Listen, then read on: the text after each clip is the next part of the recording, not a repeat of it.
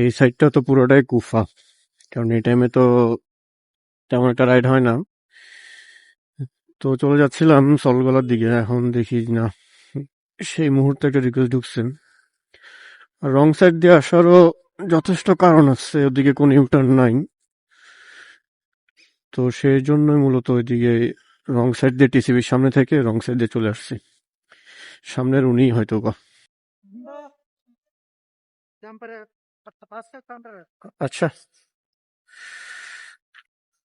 তো মূলত এই একটা কারণেই রং সাইড দিয়ে আসা, তাছাড়া কোনো প্রয়োজন বোধও করি না আমি রং সাইড দিয়ে আসার। যেহেতু কস্ট কাটিং করতে হয়, তাই হালকা পাতলা ইলিগাল কাজকর্মগুলো করি আর কি। তো মূলত এখন যাচ্ছি দামপাড়া বাস কাউন্টারে।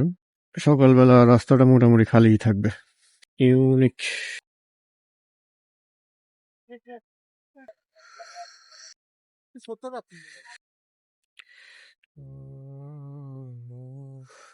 ধন্যবাদ বে।